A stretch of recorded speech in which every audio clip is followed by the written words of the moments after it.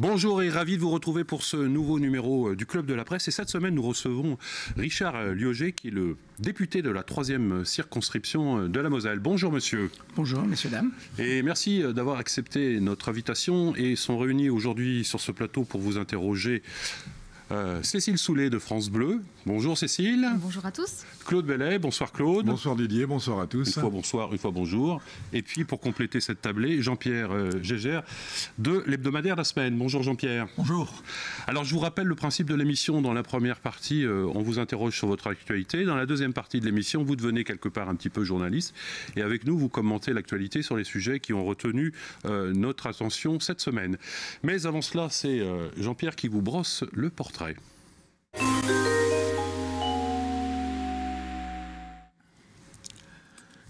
L'incroyable parcours de l'extravagant Monsieur Liogé. Cela pourrait être un titre de film, mais c'est trop long.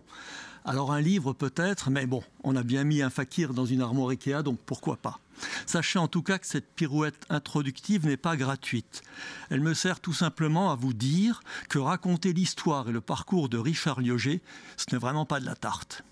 La seule chose dont on est vraiment sûr à l'arrivée, c'est qu'il avance, avec une ambition, une obstination et un culot un peu rigolard qui force le respect de la plupart, mais le rendent tout aussi insupportable à d'autres.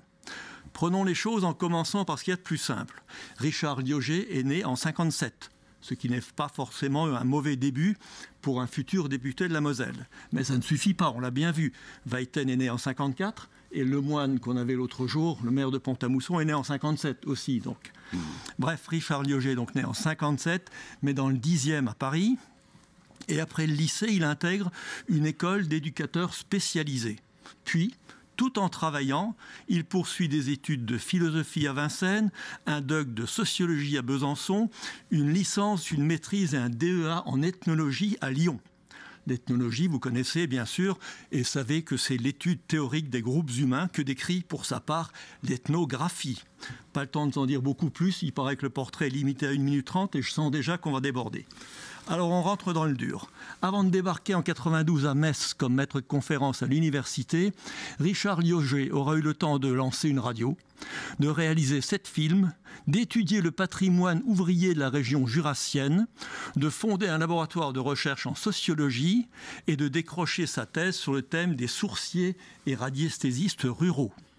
À Metz, il crée la licence et la maîtrise d'ethnologie, bien sûr. Il soutient une thèse d'habilitation intitulée « Du don au savoir-faire ». Bizarre, non? Et il est nommé professeur. Je vous passe quelques étapes et comités nationaux et on se retrouve en 2003. Il est président de l'université de Metz. Alors, peut-être est-ce la passion de l'étude des groupes humains qui l'amène à renifler du côté de la politique. Toujours est-il qu'il s'engage aux côtés de Dominique Gros et devient premier adjoint de Metz en 2008. Il entre au PS en 2005. Il souhaite fin 2016 être en marche en même temps. Il rêve déjà de la mairie, mais ne résiste pas à la tentation d'une expérience et d'un siège à l'Assemblée nationale. Il surfe sur la vague et assomme au passage la coriace Marie-Jo Zimmermann. Sur le plan local, entre-temps, et on a presque fini, il a décoincé l'amphithéâtre, conforté Muse, mis en route la rénovation de Bon Secours et récolté la part de rumeurs malveillantes qui collent souvent à ce type d'exercice. Alors vous me direz que ce boulimique a le mérite qu'on s'y arrête, ne serait-ce que pour lui demander s'il a le sentiment d'être passé du don au savoir-faire. Pour reprendre le titre de sa thèse, eh bien c'est justement ce qu'on va faire. Des commentaires, une réaction, Richard Liogé? C'est exact? Non, c'est exact. J'aime bien multiplier les expériences et je crois qu'effectivement, j'ai eu la chance, parce qu'il faut avoir beaucoup de chance aussi dans sa vie, d'avoir des opportunités. Et à aucun moment, j'avais un plan de carrière très défini. Moi, fils d'ouvrier de la région parisienne, c'était compliqué d'imaginer que j'aurais ce parcours. Et à chaque fois, ça a été effectivement des opportunités. Je vous avais dit d'ailleurs que je ne souhaitais pas être député. Que je me concentrais sur la mairie de Metz et on en parlera peut-être tout à l'heure. Et puis, il y a eu effectivement une opportunité. On m'a demandé un petit peu d'y aller. Et puis, je suis ravi d'être aujourd'hui député de la Nation. Et en même temps, je suis ravi de tout le parcours que vous avez cité, Jean-Pierre, et particulièrement d'avoir aussi travaillé à monter des sociétés, des SARL, comme on disait à un moment donné, pour avoir un peu le goût du privé. Je crois qu'il faut être à la fois dans le public et dans le privé pour avoir une expérience générale comme ce qu'on demande en général aux élus. Alors je vous propose de passer maintenant à la partie entretien de cette émission. Et c'est Jean-Pierre qui vous pose la première question. Qui est la suite un peu de ce qu'on vient de dire ici, quand on voit cet homme qui court, cet homme qui est un éternel homme pressé un peu. Alors c'est quoi? C'est une question de tempérament ou une soif de reconnaissance? Alors, écoutez, qui n'a pas soif de reconnaissance? Je veux dire, à un moment donné, évidemment, on a envie d'être reconnu, mais je pense aussi... quel est le regard qui, pour vous, compte le plus? Je crois que c'est le regard des citoyens. C'est-à-dire, vous évoquiez tout à l'heure mon action en tant que premier adjoint à l'urbanisme. Quand je vois ce qui s'est passé sur la ZAC de l'amphithéâtre, vous avez parlé aussi de Bon Secours, mais je rappellerai tout simplement aussi la reconversion de l'usine des tabacs, qui s'est passée absolument sans aucun problème, je dirais. C'est le fait de réaliser pour la collectivité des choses. Ouais, et moi, en vous posant la question, on y reviendra sûrement, en vous posant la question, je pensais à un regard plus humain, quelqu'un, enfin, ou mon père, enfin... Évidemment, ses parents, c'est quelque chose d'assez exceptionnel. Mais vous savez, mon père, par exemple, si on veut parler plus personnellement, à partir du moment où j'ai eu mon bac, tout ce qui était au-dessus, c'était quelque chose d'incommensurable pour lui, quoi. Alors, il était un peu, effectivement, fier, sans doute, de son papa. Malheureusement, il a disparu. Et ma mère, pareil. Mais quand on est d'un milieu modeste, comme on dit, entre guillemets, je n'aime pas trop ce terme, mais tout ce qui apparaît, effectivement, après un certain seuil est quelque chose qui est difficile de comprendre. Évidemment, la fierté des parents, de mes filles, je pense aussi, et d'un certain nombre de mes proches, est quelque chose d'essentiel. Moi, je peux revenir un tout petit peu sur le portrait où on vous décrit comme un boulimique, un fonceur, mais j'ai entendu aussi d'autres reproches vous concernant, une forme de dilettantisme, une forme de nonchalance. C'est les reproches qu'on entend parfois formuler. Qu'est-ce que vous répondez à ces aigres? Je ne suis pas quelqu'un de tendu, d'anxieux, et donc je prends les choses effectivement avec un peu d'humour quelquefois, un peu de décontraction, ce qui ne veut pas dire que je ne travaille pas, bien au contraire, la preuve, c'est-à-dire tout ce qui a été réalisé avec beaucoup de travail, mais je ne suis pas tout le temps dans la peine ou dans quelque chose d'extrêmement... j'ai du plaisir à faire ce que je fais. Et c'est peut-être ce qui choque les gens. Et je vais vous dire, une des personnes qui me semble être aujourd'hui mon modèle parfait, que je viens de rencontrer il y a peu de temps, c'est Édouard Philippe. Je travaille avec lui. Et il y a une décontraction chez lui, il y a un humour, il y a une distance, et en même temps, on ne va pas dire que Édouard Philippe ne travaille pas. Et donc ça, c'est un petit peu mon modèle. Alors, dans cet homme pressé, on va voir jusqu'où il va courir, et on va poser la question directement. Serez-vous candidat à la prochaine élection municipale à Metz? Je suis déjà candidat à la prochaine élection municipale de Metz. Il est tout à fait clair aujourd'hui que, enfin en tout cas pour En Marche, vous avez lu le protocole un petit peu de désignation. Cette désignation se fera au printemps. Donc il faudra attendre à ce moment-là effectivement l'officialisation du candidat En Marche. Mais depuis quasiment 10 ans, puisque je m'étais présenté contre Dominique Gros et Pierre Bertinotti à une certaine époque, la mairie de Metz m'intéresse. Vous avez de bonnes raisons d'espérer l'investiture de La République En Marche? Évidemment. Sinon, je ne serais pas là et de manière déterminée pour le dire. Alors, maintenant, on n'est jamais sûr à 100%. Qu'est-ce que vous ferez si vous n'avez pas l'investiture En Marche? Si je n'ai pas l'investiture En Marche, je me rangerai derrière la personne qui l'aura. Ça, pour moi, il n'y a eu aucun problème. Je parlais de Dominique Gros et de ma présence aux primaires en 2008. Contrairement à quelqu'un d'autre, j'ai tout de suite rallié Dominique Gros. Il avait gagné largement et je ne voyais aucun problème. Et j'ai été, je le pense, fidèle pendant 10 ans au travail que... Ça veut dire que si vous n'avez pas l'investiture, vous vous rallierez au candidat choisi pour En Marche et vous ne ferez pas une candidature dissidente. Non. Si vous y allez donc, si vous avez cette fameuse investiture, avec qui allez-vous y aller? Alors, qui va-t-on trouver, j'entends politiquement, sur la liste que vous conduiriez? Je pense qu'il faut faire, et ma marque de fabrique maintenant, c'est effectivement le macronisme. Hein, vous l'avez rappelé, Jean-Pierre l'a dit tout à l'heure. Il est tout à fait clair qu'il faut renouveler profondément la politique et arrêter les discussions d'appareil avec les groupes politiques. Et donc, je ferai une liste nouvelle, complètement nouvelle, à quelques exceptions près, je pense, avec beaucoup de personnes de la société civile. Et je voudrais dire d'ailleurs tout mon respect et mon admiration pour les ministres aujourd'hui de la société civile. Ils travaillent de manière absolument remarquable. Ils apportent vraiment quelque chose à la politique et à la France.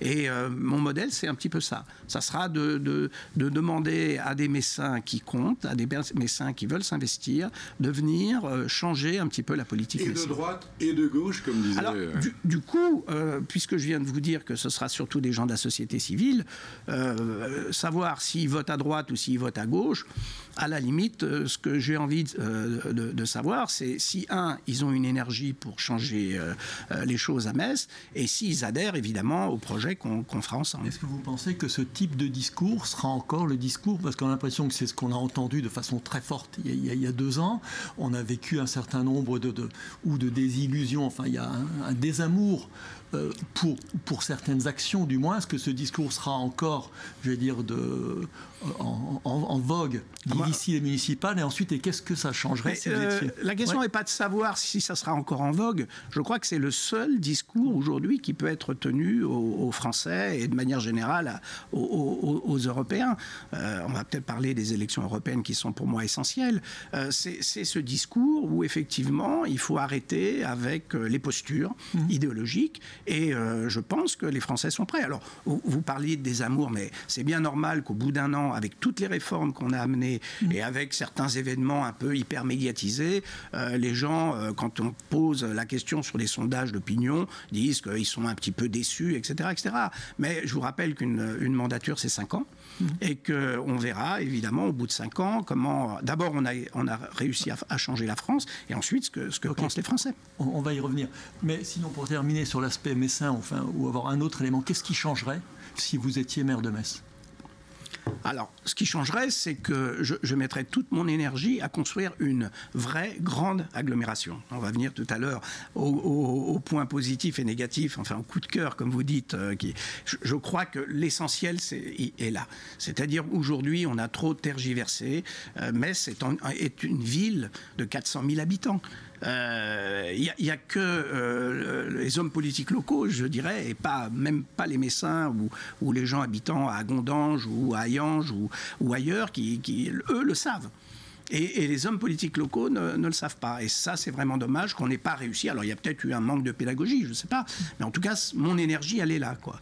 Et ce qui changera, ça sera ça. C'est-à-dire qu'on ira vers quelque chose, on essaiera d'aller vers quelque chose de vraiment ambitieux pour la ville de Metz. Alors, précisément, en cas, encore une fois, de candidature et de victoire au municipal, est-ce que vous serez naturellement candidat à la présidence de Metz Métropole? Alors, sur Metz Métropole, le fait d'être nécessairement président de Metz Métropole, c'est vraiment une question qui se pose. Il peut y avoir... Oui, il la pose. Chaque chose en son temps. Aujourd'hui, je suis candidat à la mairie de Metz, je ne suis pas encore investi. Il y a tout à fait possibilité. Moi, je suis quelqu'un, je l'ai dit tout à l'heure, j'ai travaillé en parfaite adéquation avec Dominique Gros, je n'étais pas maire de Metz. Donc, il y a possibilité de travailler. Ça vous paraît en tout cas plutôt souhaitable que le maire de la ville-centre soit également le président de la métropole. Bien sûr, non, mais soyons clairs, oui. Mais c'est pas rédhibitoire. J'ai bien travaillé, par exemple, aussi en tant qu'adjoint à l'urbanisme, mais pour l'ensemble, je pense par exemple à la ZAC de Mercy. J'avais en charge la ZAC de Mercy, à un certain nombre de ZAC d'intercommunalité. On a très bien travaillé avec Jean-Luc Baul. Il faudra peut-être que Jean-Luc Baul éclaircisse sa position politique, ça c'est un autre sujet, et que les uns et les autres se positionnent aussi par rapport à un certain nombre de choses. Mais par rapport au au niveau national. C'est-à-dire, est-ce qu'il se sent... C'est vraiment important, ça, pour savoir si on va être ensemble. Non, ça ne l'est pas, mais ça peut... Ça ne l'est pas, parce que je ne peux pas être en contradiction avec ce que je suis en train de dire. Mais ça aidera quand même beaucoup. C'est-à-dire qu'il y a un moment donné, il faut aussi avoir quand même un cap et adhérer. D'ailleurs, c'est ce qu'ont demandé Christophe Castaner et l'ensemble du bureau politique de En Marche, à savoir effectivement que dans le cas des municipales et des intercommunalités, les maires éclaircissent leur position. Est-ce qu'ils sont dans l'opposition au gouvernement ou est-ce qu'au contraire, ils sont allants et adhérents? Ce qui ne veut pas dire d'ailleurs qu'on est nécessairement... Donc vous devenez quand même un peu comme les autres. Mais non, justement. Mais non. On vous a peu entendu sur le choix du futur siège de Metz Métropole. Vous êtes pour ou contre? Je suis largement pour. Je dirais même que j'oserais dire que c'est moi qui l'ai proposé.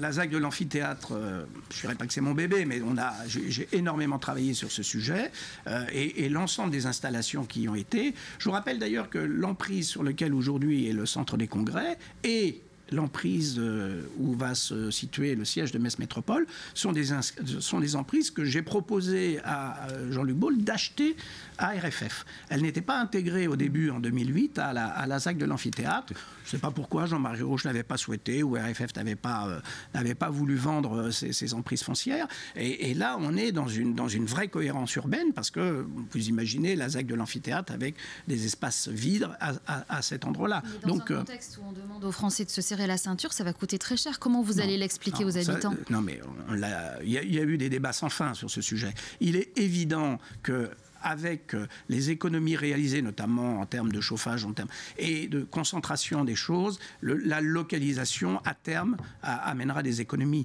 Donc, on se paye, je dirais, le siège des congrès, de Metz Métropole, grâce aux économies qui vont être réalisées. Aujourd'hui, si vous regardez le siège actuel de Metz Métropole, est vraiment une passoire thermique. Donc, il y a beaucoup d'éléments qui concourent au fait outre d'ailleurs les éléments symboliques, qui sont quand même aussi importants, d'avoir un siège, j'irais, de qualité, visible, dans lesquels les salariés se sentent bien aussi et qui seront regroupés. Donc je pense qu'il y avait évidemment, comme le centre des congrès, une nécessité à mettre le siège de Metz Métropole à cet endroit. Alors restons encore un peu dans la métropole. Êtes-vous favorable, comme l'est clairement Dominique Gros, favorable à une extension de cette métropole vers le nord, peut-être jusqu'à Thionville? Je viens de le dire. Je viens d'évoquer... la ville de 400 000 habitants. Voilà. On en est un peu loin, mais bon. Oui, on en est loin, mais ça doit être un horizon. Ça doit être un horizon. Je veux dire, là-dessus, on est complètement en phase avec Dominique Gros, et d'ailleurs, c'était les propositions qu'il avait faites dans le cadre des concentrations de la commission. Voilà, sur le... Dans laquelle il avait eu d'ailleurs une majorité. Il n'avait pas eu la majorité qualifiée qu'il fallait pour le faire, mais il y a évidemment... Alors, il faut discuter avec les présidents d'intercommunalité. Il faut discuter, il faut convaincre. Notamment en matière de fiscalité. Ben voilà. Donc un maire de Metz doit être déterminé, avoir un cap et en même temps être diplomate, c'est-à-dire savoir discuter. Ce qui n'est pas toujours... Richard Liogé, je vous propose maintenant de nous intéresser à votre mandat de député. Oui. Je dis un mot encore simplement. Qu'est-ce qu'on a mal dit jusqu'à présent au niveau de Metz et de Metz Métropole pour que ça ne se fasse pas? Et comment vous parlerez différemment? Écoutez, il faut associer. Il faut associer les gens. Une des qualités essentielles d'un futur maire, c'est l'écoute. C'est l'écoute et c'est l'association, c'est la discussion. Vous savez, j'ai dirigé une université. Vous l'aviez répété. On a l'habitude de dire que le président d'université, c'est le primus inter pares, quoi. C'est le premier parmi les pairs, quoi. Et on est en discussion, en négociation permanente avec les 1500 salariés. Et ça, on n'a pas su faire, alors? Je pense qu'on a manqué de pédagogie, effectivement. Il aurait fallu aller de manière plus proactive voir les maires. Après, c'est toujours facile de donner des leçons. Vous avez été voir Pierre Cuny déjà? Pardon ? Vous avez vu Pierre Cuny déjà ? Pierre Cuny, on discute assez fréquemment. D'ailleurs, je lui ai présenté Julien de Normandie il y a très peu de temps, il y a 15 jours, 3 semaines, et je l'aide à voir aussi comment, c'est très technique, mais un certain nombre, la ville de Thionville pourrait être reclassée en B2 par rapport aux aides qui peuvent être au logement. Sur le mandat de député, donc l'un des faits marquants, c'est le fait que vous ayez été co-rapporteur de la loi Elan. Quelle est votre fierté sur ce texte ? Il y a beaucoup d'éléments de fierté. La grande fierté, c'est la lutte contre l'habitat indigne et la lutte extrêmement déterminée contre les marchands de sommeil. Il y avait eu ce qu'on appelle une PPL de députés communistes, M. Vulfranc et M. Peu, qui nous avait beaucoup marqué. On leur a demandé de la mettre de côté et on l'a intégrée complètement, effectivement, à la loi Elan. Et puis, pour le reste, c'est la réforme du monde HLM, qui n'a pas été facile. Bientôt, je irai à Marseille au congrès HLM. Je me rappelle que l'année dernière, les ministres avaient été sifflés. On a réparé toutes les fractures qu'il y avait avec ce monde HLM. Celui-ci a compris qu'on voulait passer à une étape supérieure. Et je pense que grâce à cette loi, on va permettre, enfin en tout cas j'espère, de juguler ces 7 millions de personnes qui sont mal logées aujourd'hui en France. Ouais, mais quand on entend les patrons des HLM, ils continuent tous à dire voilà ce qu'on ne réalisera plus l'année prochaine à cause du prélèvement qui a été fait. Oui, alors là, moi, effectivement, ceux qui se plaignent sont toujours, les micros de la presse sont toujours prêts à être tendus vers eux. Mais il y a aussi beaucoup de patrons HLM qui ont compris le sens de cette réforme et qui y adhèrent et qui sont aujourd'hui allants pour travailler à effectivement céder des logements sociaux, en reconstruire, travailler de manière efficace. Je ne veux pas rentrer dans le détail parce que cette loi, elle est partie à 66 articles. On est à 240 articles.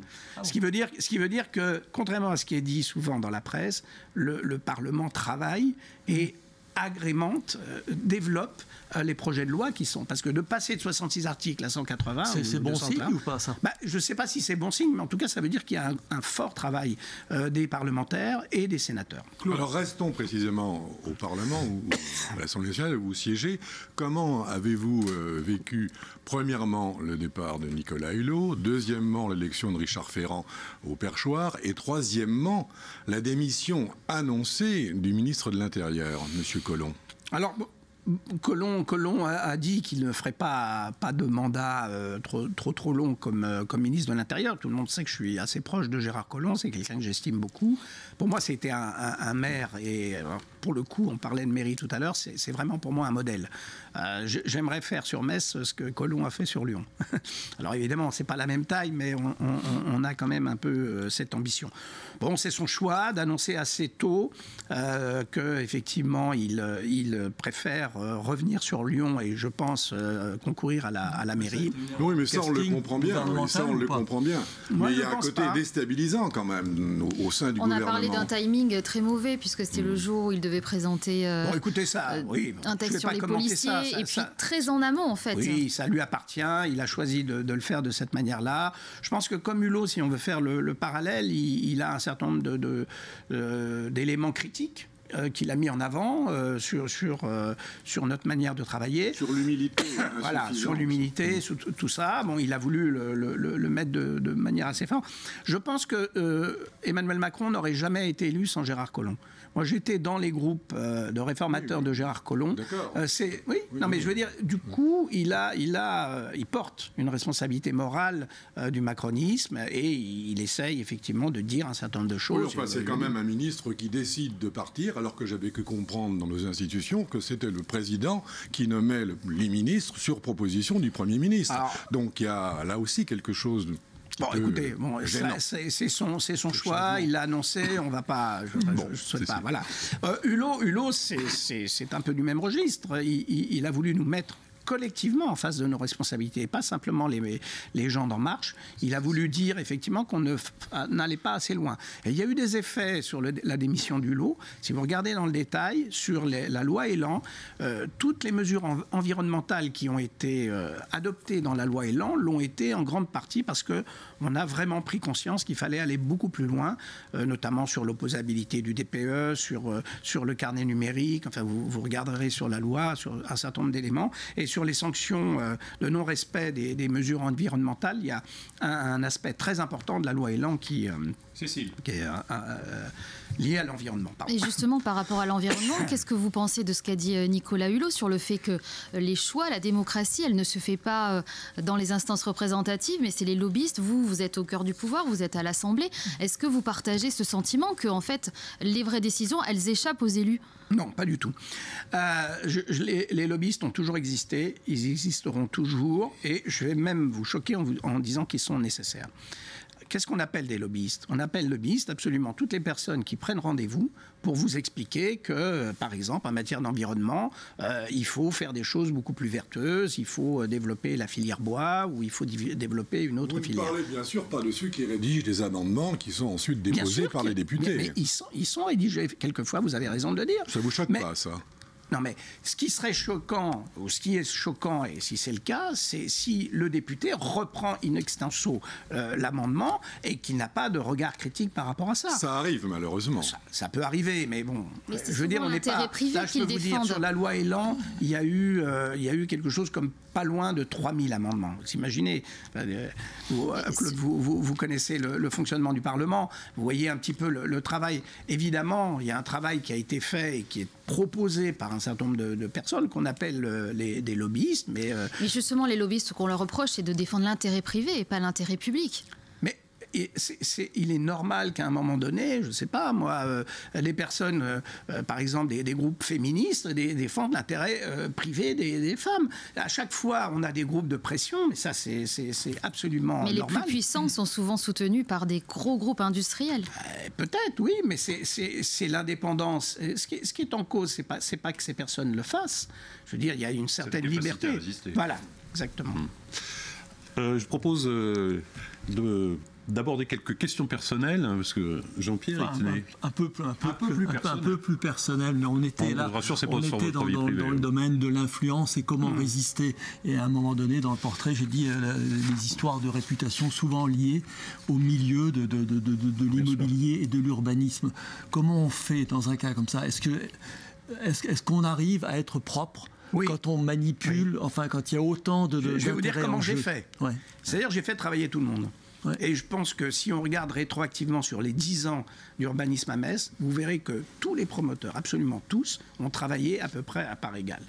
C'est-à-dire que j'ai ouvert effectivement très largement la promotion immobilière, la construction, enfin tout ce qui permettait effectivement d'accroître ce dynamisme en fonction de critères qui ne sont pas des choix personnels ou des copinages ou quoi que ce soit. Donc c'est assez facile. Soit on fait rien du tout et là on peut jamais être accusé de quoi que ce soit, soit on donne du travail absolument à tout le monde. Et je crois que la meilleure chose, c'est de poser la question aux promoteurs eux-mêmes et de leur dire, est-ce que vous avez rencontré un blocage de la part de Richard Liogé pour construire quoi que ce soit? Posez-leur la question, vous verrez que tous vous répondront qu'effectivement, ils ont pu avoir, à un moment donné, en fonction de leur demande, en fonction de leur capacité, quelque chose à construire sur Metz. Cécile. Sur justement la ZAC de l'amphithéâtre, on en parlait. Muse connaît des difficultés pour l'instant. Comment vous réagissez par rapport à ça? Le fait qu'il n'y ait pas les clients escomptés pour l'instant et écoutez, que beaucoup de commerces j'ai pas du tout ces informations. J'ai pas du tout ces informations. Quand vous y allez, quand vous discutez avec les commerçants, c'est ce qu'ils vous disent. Sur ce même plateau, la semaine dernière, Dominique Gros l'a reconnu. Hein. Non, mais je pense qu'il y a une montée en charge. Je veux dire, les commerçants qui pensaient faire un chiffre d'affaires mirobolant au bout de quelques mois, voire un an, sur Muse, doivent comprendre effectivement qu'il y a une montée en charge nécessaire. Je pense qu'on mesurera le succès de Muse, et pour moi, il sera évident dans un an. Il faut être patient. Il y a encore 2 immeubles de presque 10 000 logements qui sont en train de se construire par ICAD et par Bouygues Immobilier. Ça va faire plusieurs centaines de personnes qui vont venir... 10 000 mètres carrés. Pardon ? 10 000 mètres carrés. Qu'est-ce que j'ai dit ? 10 000 logements. 10 000 mètres carrés, pardon. 2 fois 10 000 mètres carrés. Il y a la résidence de Métis qui est encore en train d'être livrée. Il y a beaucoup de choses à faire. Il y a la CPAM qui va venir s'installer. On évoquait aussi d'ailleurs les immeubles de bureaux avec Metz Métropole. Une fois que tout ça sera installé, c'est-à-dire dans un an et demi, on verra effectivement si Muse et pas le centre commercial est une réussite ou pas. Mais aujourd'hui, vous n'avez pas d'information, d'inquiétude.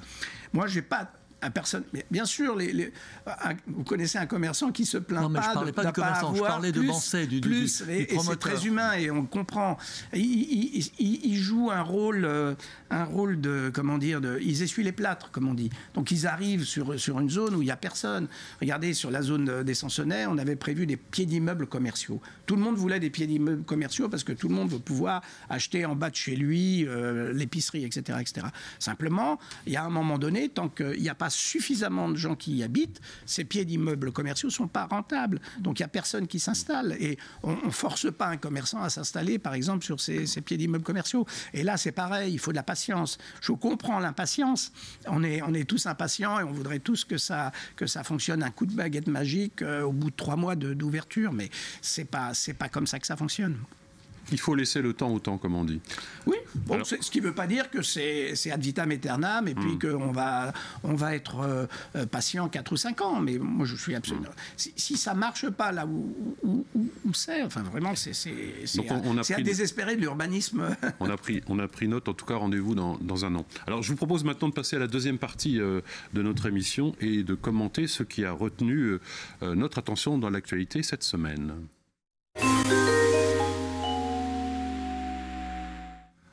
Et je vous propose de commencer par notre traditionnel tour de table pour vos coups de cœur et votre coup de gueule. Alors, à vous l'honneur, Richard Lieuget.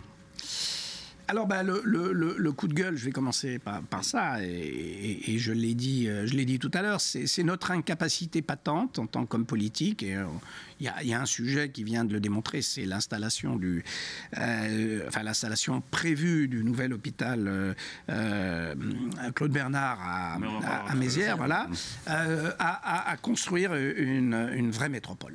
Je crois que là, c'est vraiment extrêmement énervant, ça fait des années qu'on piétine sur ce sujet et ça m'énerve beaucoup. Et le coup de cœur ?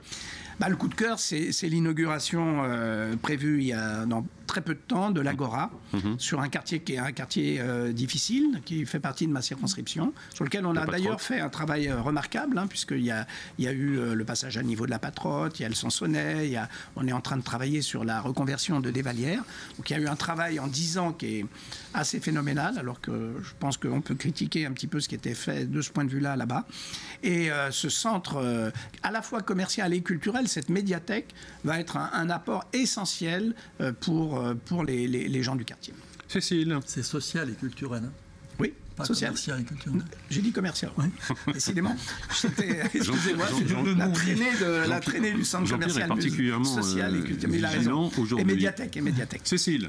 Alors moi, c'est un coup de cœur. Un coup de cœur, c'est ce petit garçon, vous avez peut-être entendu parler de ça, qui a sauvé sa maman en appelant le 18. Ça s'est passé en juillet dernier. Il a 5 ans seulement. Les pompiers de Paris ont communiqué sur le fait qu'il est appelé seulement en septembre. Donc c'est comme ça qu'on en a entendu parler. Et donc c'est pour rappeler à tout le monde, que ceux qui ont des enfants, des petits-enfants, qu'il n'y a pas d'âge pour apprendre les numéros de secours, et que voilà, il a appelé le 18, il avait seulement 5 ans, il a pu parler et expliquer de manière très calme aux pompiers ce qui se passait, sa maman qui avait fait un malaise, et sa maman d'ailleurs a été sauvée. Donc c'est une belle histoire qui se termine bien. Claude. Alors moi, c'est plutôt un coup de gueule, encore que... Disons que je suis un peu agacé par le comportement actuel de François Hollande. Alors, sans doute porté par le succès de son livre, fasciné par les micros et les caméras qui se pressent autour de lui maintenant, il ne manque jamais une occasion, en tout cas, pour tacler son successeur. Et non pas tant sur le fond politique que plutôt sur sa manière d'être, son style, etc. Alors, quand on se souvient des démêlés de François Hollande avec Valérie Trierweiler, la fuite en scooter du domicile de Julie Gaillet, et surtout ces incroyables confidences à Davet et l'homme pour un président ne devrait pas dire ça, eh bien je crois qu'un ancien président aussi ne devrait pas dire ça. Jean-Pierre, alors c'est un coup de cœur. Alors oui, coup de cœur sur une rénovation urbaine qu'il y a eu à Metz, à l'angle de la Bonne Ruelle, cette Bonne Ruelle entre la rue Serpenoise et la rue des Clercs, qui était la première voie piétonne de Metz. Et à l'époque, on se battait pour arriver sur ces rues piétonnes, et une banque avait installé même dans le jardin d'un hôtel particulier un petit édicule d'acier et de verre pour être présente. Et aujourd'hui, tout ça a disparu. Cet édicule va disparaître, et ils ont restauré un hôtel particulier de 1864 qui était à l'angle, et je trouve que c'est superbe. Et là, on se rend vraiment compte que le commerce, le patrimoine, tout ça, ça peut aller ensemble. Et on a eu un propriétaire intelligent, un client intelligent, et on se retrouve tous un peu plus riches. Et on peut dire qu'il s'agit d'une banque. Oui, d'une banque. Voilà. Je dirais que j'ai participé, j'ai aidé, nous avons aidé la municipalité, et personnellement, on a eu de longues réunions avec ce propriétaire. Parce que c'est un immeuble où ils avaient flingué les fenêtres en taillant, en cassant complètement, et là, on a réussi à refaire quelque chose qui est bon pour tout le monde. Alors, exceptionnellement, cette semaine, moi aussi, je m'exprimerai, j'ai un petit coup de cœur. Et il s'agit d'un livre, et il s'agit du témoignage de Lionel Ollinger, un médecin, qui nous raconte comment il a fait face à la disparition de son fils de 9 ans, atteint d'un cancer. C'est une leçon de vie pleine d'émotions et de résilience qui remet bien en place les choses importantes de notre bref passage sur Terre. Alors, précisons que les droits d'auteur de ce livre sont versés à la recherche pour le cancer pour les enfants, et que Lionel Ollinger et le professeur Chastanier, qui a suivi cet enfant, seront en dédicace à la librairie Esler et Vin le 13 octobre à 14h. Voilà. Alors, la semaine dernière, nous parlions sur ce même plateau de la foire internationale de Metz. Hein. Cette année, elle a choisi comme thème le Canada. Et à cette occasion, l'hebdomadaire La Semaine, mon cher Jean-Pierre, proposera sur son stand pendant toute la durée de la foire des animations sur la belle province, avec cette question: pourquoi le Canada fait-il autant rêver que cela? Alors c'est vrai que le Canada fait rêver. Rappelons que c'est le pays qui reçoit le plus d'immigrés par nombre d'habitants, 250 000 par an, et qu'ils sont majoritairement francophones. Donc avant de partir au Canada, si l'envie vous en donne, vous en fait prendre, voilà, passez par le stand de La Semaine. On sera en direct avec le Canada tous les soirs pour vivre vraiment des expériences réelles. Donc la FIM, c'est du 28 septembre au 8 octobre. Alors je vous propose maintenant de découvrir notre image de la semaine. Ça sera un petit sourire, puisqu'il s'agit d'une annonce publicitaire parue au Luxembourg et qui fait référence aux propos d'Emmanuel Macron invitant un chômeur à traverser la route pour trouver un emploi. Amis français, si traverser la rue ne suffit pas, traversez la frontière. Voilà.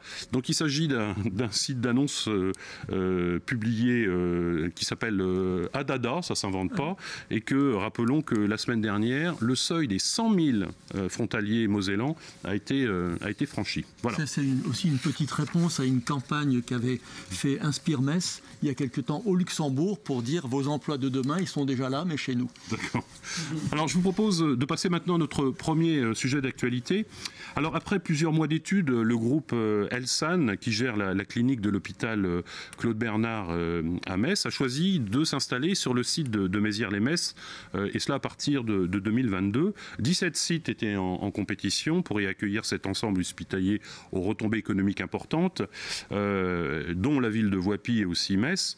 Alors, rappelons que la ville de Mézières-les-Metz ne fait pas partie de Metz Métropole. On évoquait tout à l'heure cette question-là. Alors, est-ce que c'est un mauvais coup pour Metz et Metz Métropole, ce déménagement ?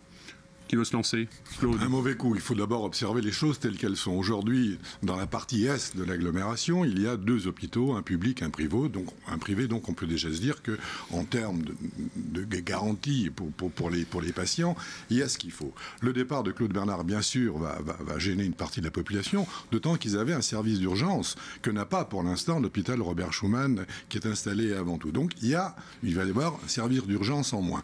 Mais je crois que la vraie question, et ça rejoint tout à l'heure les questions relatives à l'extension de la métropole, ils vont à Mézières ou près de Mézières. Pourquoi essentiellement? Pour des raisons fiscales, parce qu'ils vont payer à peu près la moitié moins de taxes à l'agglomération de Mézières que ce qui payait à Metz Métropole. Voilà l'explication. 500 000 € de moins. Voilà, donc je pense que c'est une explication et elle est peut-être l'essentielle. C'est la même que vous avez, Richard Legier? Il y a celle-là, mais pour en avoir discuté, puisque j'ai eu l'occasion d'aller aux 40 ans et on en a abondamment parlé de l'hôpital Claude Bernard. La deuxième, c'est aussi qu'ils voulaient se localiser un petit peu en se dégageant, effectivement, comme disait Claude Bellet tout à l'heure, des 2 hôpitaux et venir vraiment au cœur d'une population, j'évoquais tout à l'heure 450 000 habitants, ils sont là. Ils sont entre Metz et Thionville.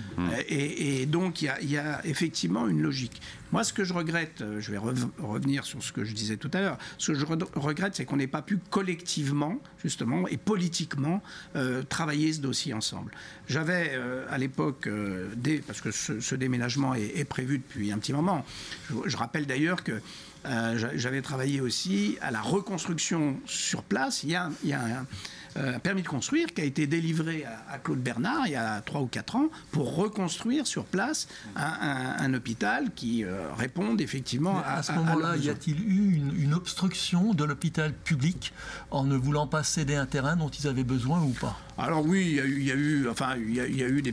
y a toujours des petites guéguerres effectivement de cet ordre-là. Hein. Mais nonobstant cette question-là, parce que la mairie aussi avait vendu un bout de terrain qui sert de parking aujourd'hui, on était très contents et on a travaillé, on a accompagné. Ensuite, quand je leur ai dit, il me semble que reconstruire et surconstruire là, c'était pas ça. J'avais proposé qu'on travaille à l'époque sur une emprise de la ZAC des Technopoles en face effectivement de la prison.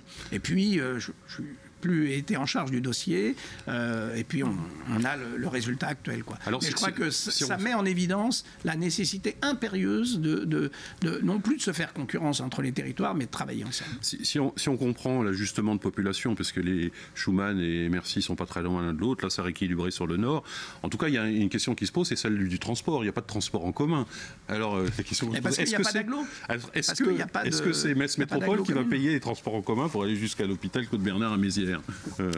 T'en penses quoi, Jean-Pierre? Ça serait quand même paradoxal. Ouais. Mais si on revient un tout petit peu de 50 ans, puisque Claude Bernard a 50 ans, il y a 50 ans, l'Oréam avait effectué toute une série d'études sur les grands équilibrages de notre région, et c'est à Semécourt qu'ils avaient placé le CHU, ce qui devait être le CHU, puisque Metz à l'époque rêvait aussi d'avoir un hôpital universitaire, et ensuite c'est à cet endroit-là aussi qu'a voulu s'installer dans un premier temps l'hôpital Robert Schuman, avant d'être contraint par des dispositions, je dirais, de caractère sanitaire à regrimper sur la colline de Ventoux. Donc on se dit qu'il y a quand même une espèce d'évidence à ce site-là, et qu'aujourd'hui, effectivement, la question complètement stupide des transports qui, il y a 10 ans encore, s'arrêtait à la porte de Voipy, aujourd'hui, il s'arrête derrière Voipy, il faudra qu'il aille plus loin. D'accord. Autre sujet important sur cette question-là, c'est qu'effectivement, on parlait tout à l'heure, il y avait différentes municipalités qui étaient sur le coup, et en quoi Metz Métropole n'a pas été bon sur le sujet? Joker.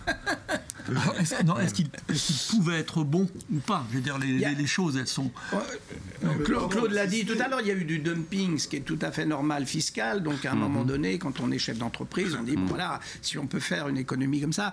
Donc, c'est la concurrence. Je veux dire, c'est pas être bon ou pas bon, c'est inhérent à la situation politique qu'on vit. Et d'ailleurs, les chefs d'entreprise, la CCI, tout ça, nous tannent depuis des années pour que enfin on fasse cette grande métropole.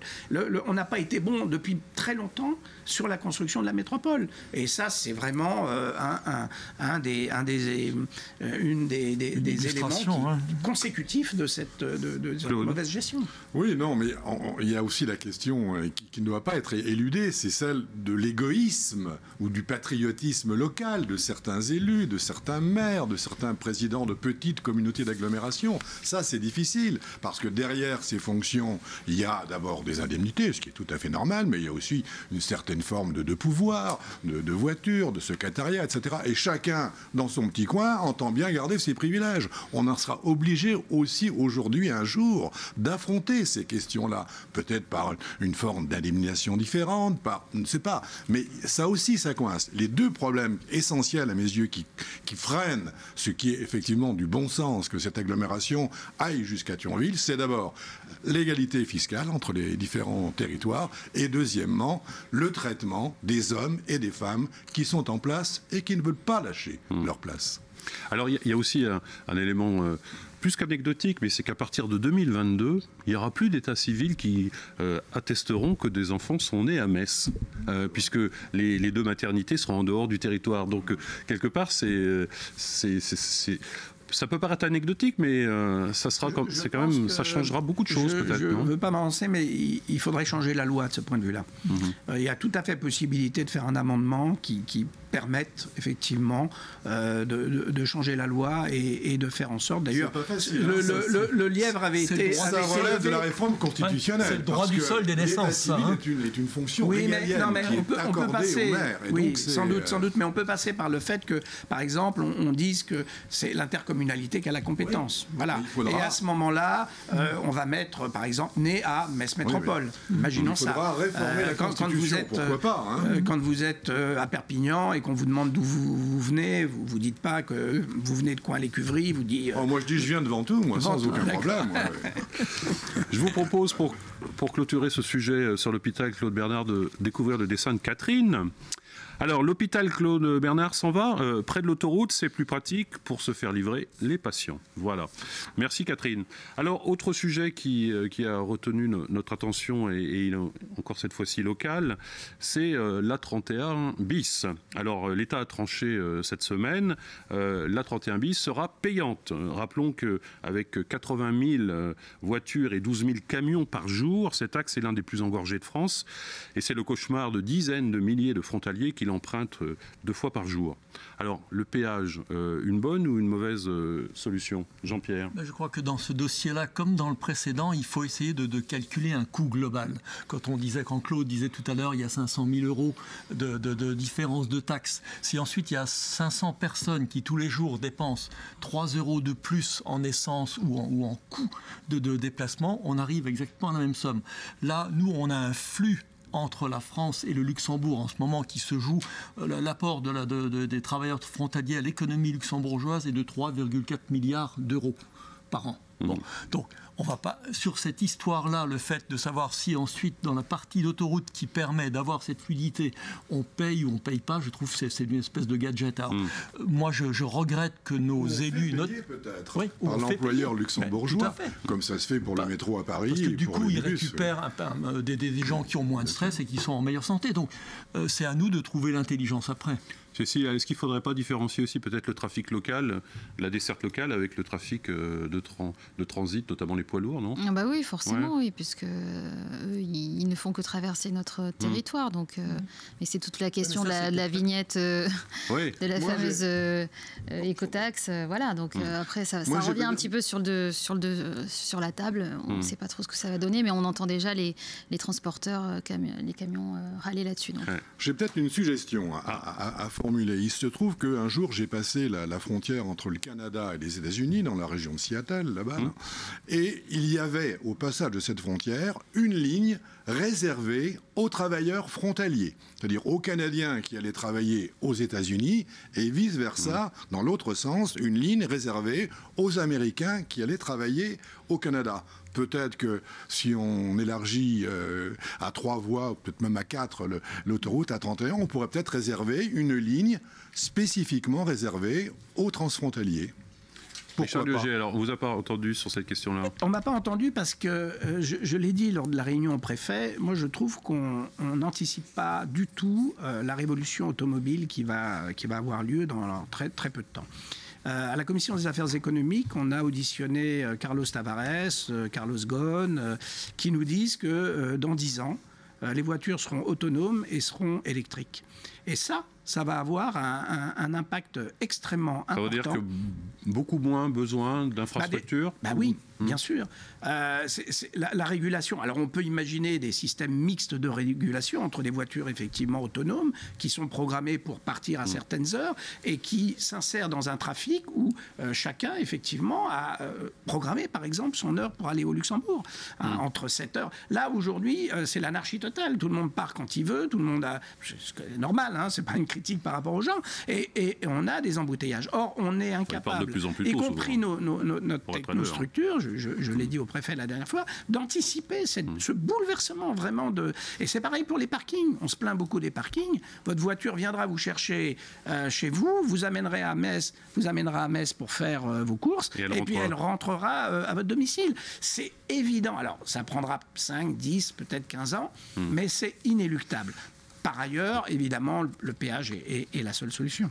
Alors, pour reprendre une expression consacrée, en même temps, le gouvernement décide de mettre la 31 bis à péage et puis lance la vignette. Alors est-ce que vignette pour les poids lourds qui est là pour financer justement les infrastructures routières, est-ce que c'est pas un peu contradictoire cette affaire-là, non? Autant qu'on est pour l'instant, si j'ai bien compris, à la vignette obligatoire pour les camions étrangers. On ne parle pas encore des camions français. Ouais. Donc là, ça ne va pas être facile à mettre en place au nom de l'égalité de traitement, etc. Au niveau européen... Il y a deux niveaux de réflexion là-dedans. Il y a une réflexion globale comme celle qu'on a vue sur l'écotaxe et un certain nombre de choses où on s'est lamentablement couché. Ensuite, quand on avait l'histoire sur la taxe pétrolière pour financer la gare de Vandières, pourquoi on n'aurait pas pu faire ça pour un équipement qui est vital pour nous? Donc ça, c'est des aspects globaux. Et il y a un point précis où nous, on est en train de se dire, 40 ans après, est-ce qu'on va régler ce problème précis à cet endroit pour passer la frontière et où il y a une question de péage? Vignette ou péage, les deux sont conciliables ou pas? Moi, j'étais très favorable à l'écotaxe. J'ai absolument pas compris pourquoi le gouvernement avait reculé. C'était, à mon avis, une catastrophe importante. Moi, évidemment, la vignette me semble une bonne chose, mais on ne pourra pas la réserver aux camions étrangers. Quand vous traversez la Suisse, vous payez une vignette, quelles que soient vos origines ou quoi que ce soit. Mais il n'y a pas de péage. Il n'y a pas de péage, c'est vrai. C'est vrai. Et la vignette. Ouais. Donc c'est l'un ou l'autre. Écoutez, là, aujourd'hui, on est sur une section qui n'a pas de péage. Donc la vignette est effectivement une bonne solution. Après, les habitants, évidemment, eux, vous dites, voilà, le péage, c'est la solution, mais eux, ils ne sont pas contents. Oui, mais il faut trouver des ressources. Aujourd'hui, l'État, on n'a pas parlé des déficits, on n'a pas parlé de la réduction pour la première fois du déficit de l'État. Et pour la première fois en 40 ans, la sécurité sociale va revenir dans le vert. Ce gouvernement a fait des choses extraordinaire depuis un an. Je veux dire, je voudrais le redire. Aussi, et en même temps, ce gouvernement fait payer effectivement la CSG aux personnes retraitées. Et puis il y a des choix qui sont modulés. Il y a des choix politiques qui sont faits. Il faut les assumer. En même temps, on va faire reste à charge zéro pour les lunettes et pour les dents. Enfin, vous voyez, il y a les deux faces. À chaque fois, effectivement, on fait payer un certain nombre de personnes et notamment les usagers. Mais il faut l'assumer. Pour conclure sur ce sujet de la 31 bis, le dessin de Catherine, pour conclure, alors, si le train marchait mieux entre le Luxembourg et Metz, il y aurait beaucoup moins de voitures sur la 31 bis 1, et s'il y avait un peu plus de travail en Lorraine, ça serait le cas aussi. Voilà.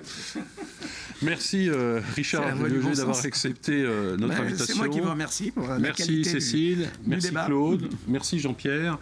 Et quant à moi, je vous donne rendez-vous la semaine prochaine, même endroit, même heure. Et ce sera Anne-Sophie qui animera l'émission à ma place. D'ici là, portez-vous bien. Bye bye.